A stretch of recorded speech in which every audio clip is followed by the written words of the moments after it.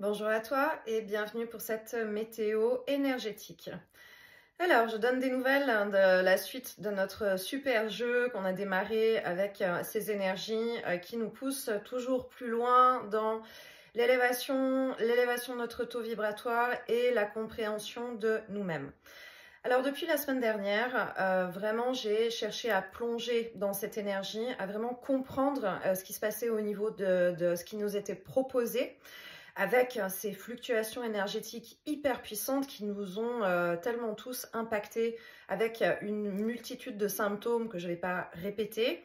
Donc j'ai vraiment cherché à comprendre, à faire le lien évidemment avec mes soins et puis les consultations que j'ai eues, parce qu'il y a toujours des paramètres qui sont identiques à des moments clés qui sont très très précis. Et puis, j'ai vraiment cherché aussi, d'un point de vue personnel, à m'immerger complètement dans cette énergie pour vraiment aller observer la densité et la compréhension. Donc là, on a une petite descente, donc c'est moins puissant. On est vraiment sur la fin d'une première vague énergétique. Donc peut-être que depuis quelques jours, vous avez pu sentir déjà qu'il y a un peu plus de douceur, qu'il y a un peu plus d'apaisement, qu'on a peut-être l'impression de pouvoir toucher du doigt un peu plus de lumière. Alors ça colle aussi avec le week-end de Pâques, dans le sens du repos ou dans le sens de peut-être plus d'extérieur, plus d'échanges au niveau du cœur, ce qui permet vraiment de se nourrir d'une nouvelle énergie pour pouvoir récupérer un peu. C'est un peu l'information que je reçois aussi. C'est une petite période d'accalmie pour nous permettre de comprendre, de récupérer. Et puis ensuite, il va y avoir une nouvelle vague, ça va repartir. On a un premier portail cette semaine, le 4-4. Évidemment, ça fait du 8 et nous sommes dans cette fameuse année vibratoire en 8. Donc, on va remonter avec encore des choses qui sont à travailler. Donc, pour expliquer ce qui se passe avec ces vagues énergétiques et ce que ça nous fait travailler précisément. En fait, vraiment, depuis nous où on est, quand on parle d'élévation, quand on parle de connexion, on a cette notion d'aller vers le haut, vraiment, de cette idée d'élévation, il n'y a pas d'autre mot, où on va connecter plus haut, chercher la connexion avec l'âme ou chercher la connexion avec le monde subtil et avec l'énergie. Du point de vue de l'âme, du point de vue de la conscience supérieure, du monde subtil et de l'équipe de lumière qui nous accompagne, c'est l'inverse. C'est-à-dire que plus il y a de lumière qu'on va recevoir, plus on va pouvoir s'incarner, notre partie lumineuse va pouvoir s'incarner et prendre de place. Donc, c'est dans le sens de la descente. Ok. Seulement cette descente, pour qu'elle puisse se faire, il faut qu'il y ait de la place. Il faut qu'il y ait une véritable place et une véritable transformation intérieure. Donc pourquoi est-ce que cette première vague-là d'énergie, elle nous a tellement ébranlés vraiment profondément? Parce qu'en fait, ça va travailler des fondations intérieures. Donc des programmes, peut-être des programmes inconscients qui sont installés en soi depuis très longtemps. Ça peut être de cette vie, mais ça peut être de vies passées, vraiment liées à son karma ou à des vies antérieures. Il y a des programmes très profonds qui sont installés en nous. Et cette énergie, cette vague, elle était là et ça va continuer pour vraiment nous permettre d'aller faire de la place et d'aller nettoyer, dégager, enlever des fondations intérieures qui sont des programmes. Alors ça peut être considéré comme des programmes limitants, des croyances limitantes en soi, des notions de non-droit, hein. Ça peut être des croyances comme intrinsèquement ne pas croire à l'abondance, intrinsèquement ne pas croire en la possibilité de l'amour par exemple. Ça peut être des mémoires qui sont récurrentes, quelque part au fond de soi, un programme qui serait peut-être un programme de fuite ou un programme qui est lié par exemple en fonction de son vécu et des différentes blessures de l'âme, ça peut être un programme d'abandon. Donc inconsciemment, quelque part intérieurement dans l'énergie, il y a quelque chose qui vibre avec une notion de je ne crois pas en quelque chose, ou de toute façon je vais être abandonnée, ou bien de toute façon je ne vais pas y arriver, etc. Bref, on a tous différentes fondations, parce qu'évidemment, il n'y en a pas qu'une, hein. Il n'y a pas qu'un programme limitant qui va être à l'intérieur de nous, dans nos énergies, engrammé dans notre corps physique et dans tous nos corps énergétiques.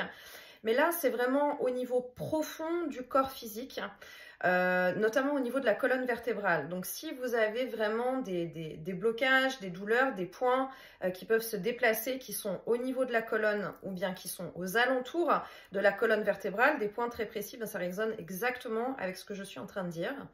C'est-à-dire que vraiment, moi, ce qu'on me montre dans l'énergie, c'est engrammé dans la zone de la colonne vertébrale où ce sont des mémoires, des programmes intérieurs qui sont là, qui sont présents.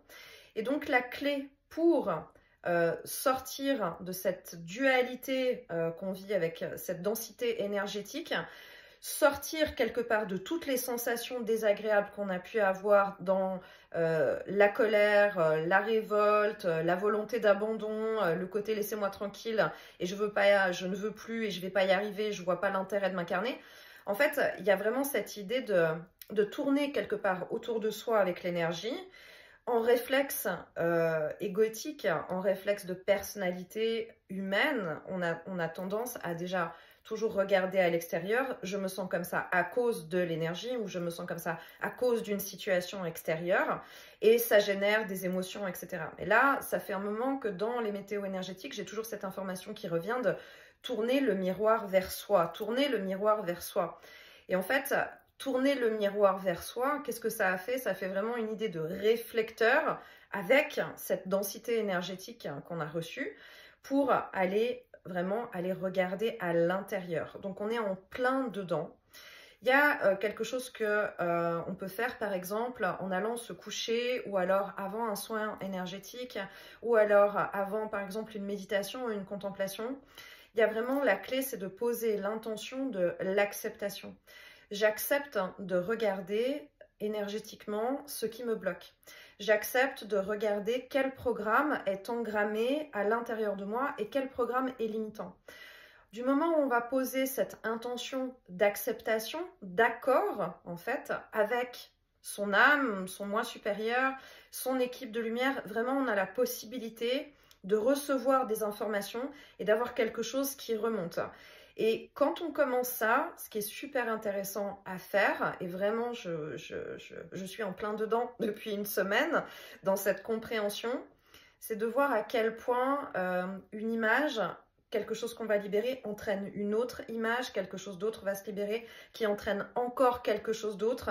Et c'est juste extraordinaire de pouvoir vraiment conscientiser presque à chaque étage vibratoire de tout ce qu'on a pu vivre en fait, qui est une énergie qui est aujourd'hui obsolète, qui est une énergie qui bloque quelque part l'installation et le confort de cette lumière pour pouvoir être au-dessus des vagues énergétiques ou des basses fréquences qu'il va y avoir vraiment avec cet ancien programme, cette énergie 3D pour passer à quelque chose de plus haut. Et en fait, il y avait donc cette idée de se décoller du personnage, d'enlever le costume, de jeter le costume, oui.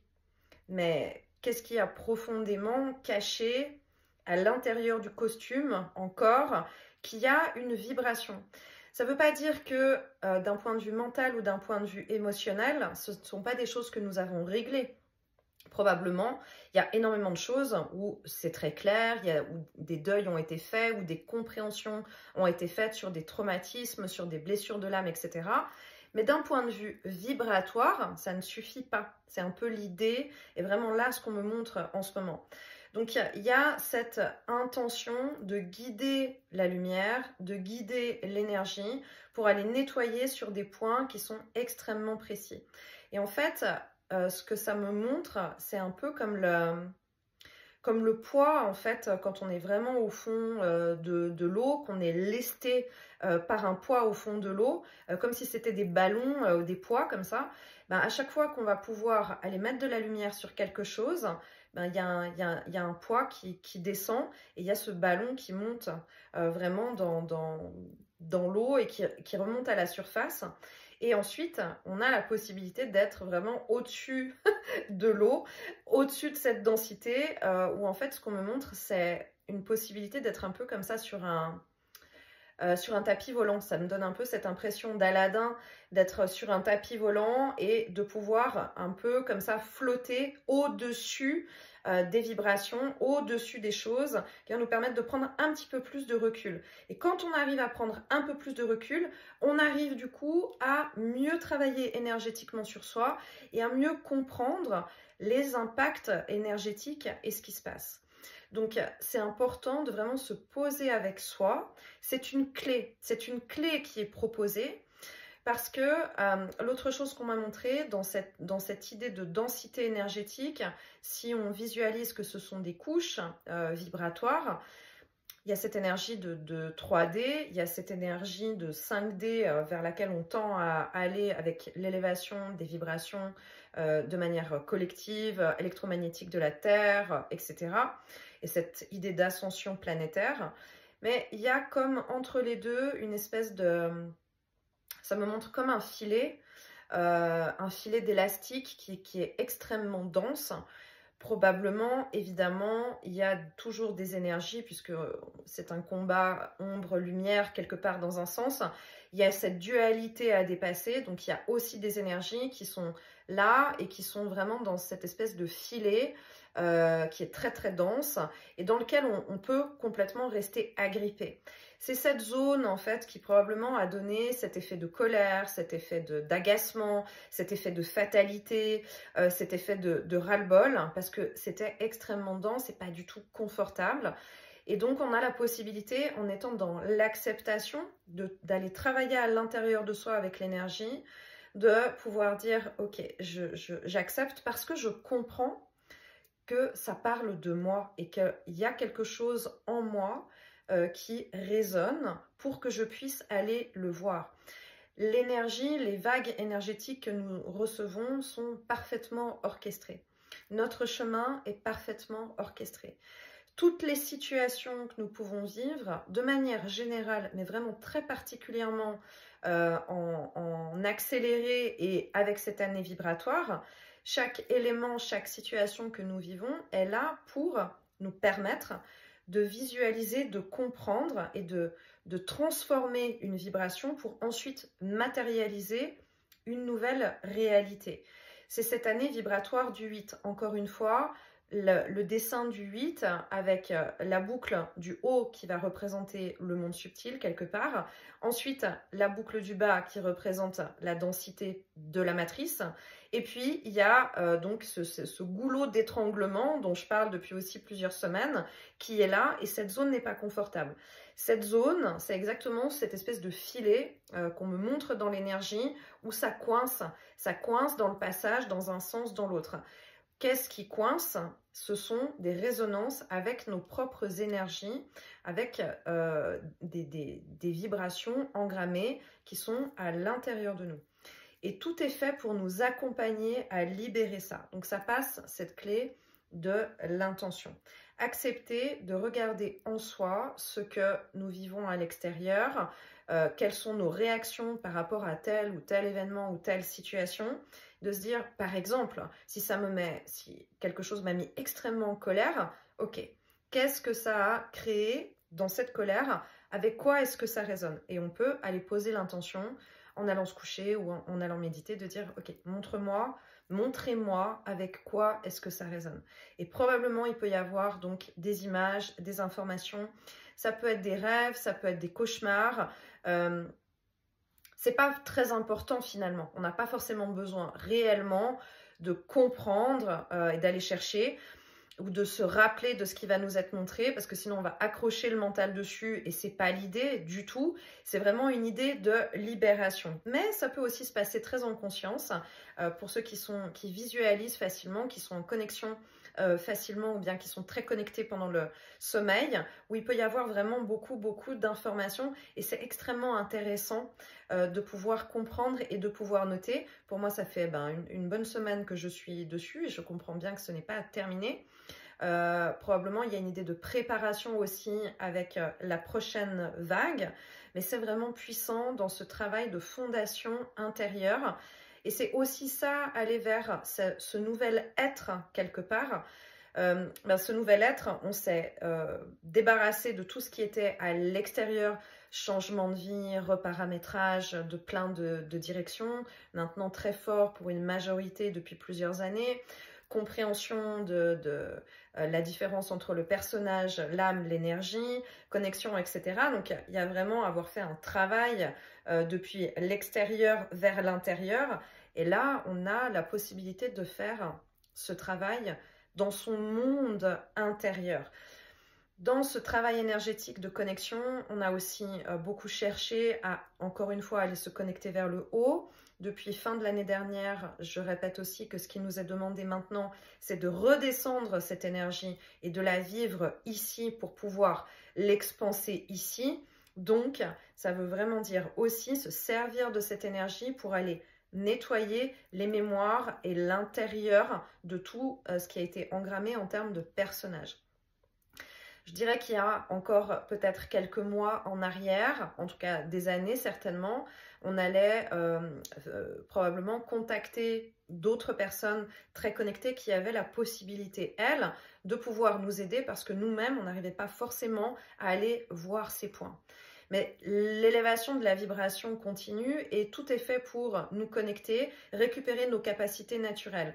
Et vraiment, pour moi, c'est la même idée qu'il y a quelques années, on pouvait dire que peu de gens étaient connectés. Aujourd'hui, je peux dire qu'il y a vraiment beaucoup de gens qui sont connectés et qui ont cette capacité de lecture énergétique et d'intuition.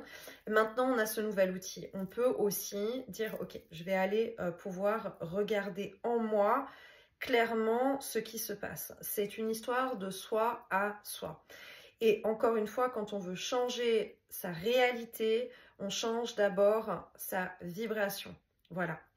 Donc, je sais que ça peut être assez déconcertant aussi comme clé, hein, selon ce qu'on peut vivre actuellement. Mais il y a vraiment cette idée d'opportunité, de pouvoir se prendre en charge et d'être vraiment dans la connexion profonde avec soi. On a encore quelques symptômes là qui s'ajoutent peut-être aux symptômes depuis la semaine dernière, depuis 24 heures.